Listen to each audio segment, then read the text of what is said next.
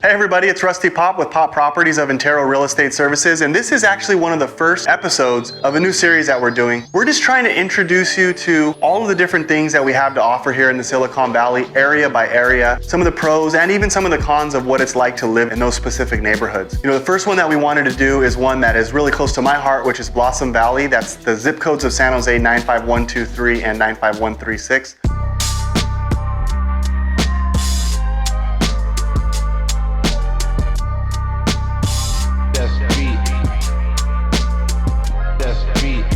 I've been very fortunate to sell a lot of homes over the years in Blossom Valley, so I know it really well. Plus I lived there for about 15 years.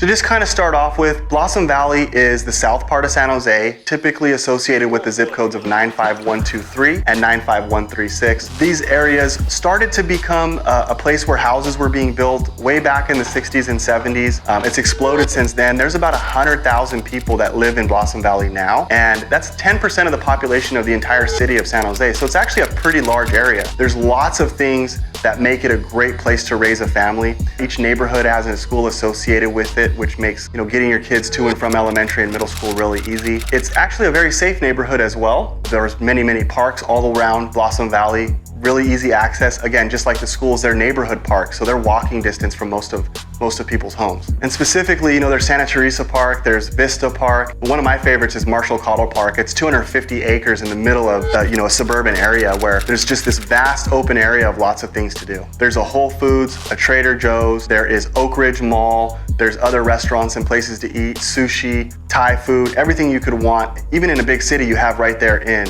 Blossom Valley. One of my favorite things about Blossom Valley, of course, is the access to things that keep you fit and keep you sane. So there's hiking, there's fishing, there's mountains for mountain biking, there's a couple of lakes nearby. It's actually a really great place for outdoors type of activities. And for me, one of my favorite places is Communications Hill because it has a 10-flight staircase from top to bottom that you can use for exercise. There's plenty of people there from dawn to dusk working out almost every single day. So traditionally, Blossom Valley has been less expensive than some of the other parts of San Jose or the Silicon Valley in general. It's a little further south, which makes it a little further away from the tech jobs, which that distance from those jobs has always kept the prices down. Whereas places closer to Cupertino or even in Cupertino or Sunnyvale or Mountain View are more expensive because they do have that proximity to the tech jobs. As those places have become more and more expensive, people that work at those companies like Apple and Facebook, they've actually been moving to South San Jose more and more for a couple of reasons. One is because those other places have become incredibly expensive, whereas Blossom Valley has remained more affordable by comparison. It's a little bit slower pace, a little bit easier to get in and out of on the weekends, but it creates a lot longer commute. So over the years, what we've been seeing is that the tech workers that work at Apple and Google and Facebook and places like that have a lot more money from the companies that they work at, and they're bringing that to South San Jose with them to purchase houses, which has caused real estate here to increase in value at maybe even a higher percentage than some of the other areas in Silicon Valley. And as a result, the homeowners that have lived here for years, whether they also worked at IBM or in the technology sector, or if they were blue-collar people, they're able to actually cash in a little bit more and take that into their retirement, which is really a benefit to everybody. In addition to that, as we're seeing engineers and the other tech employees moving into the area, we're also seeing that their children are bringing up the ratings in the schools as well. So overall, it's actually become better and better as time has gone on.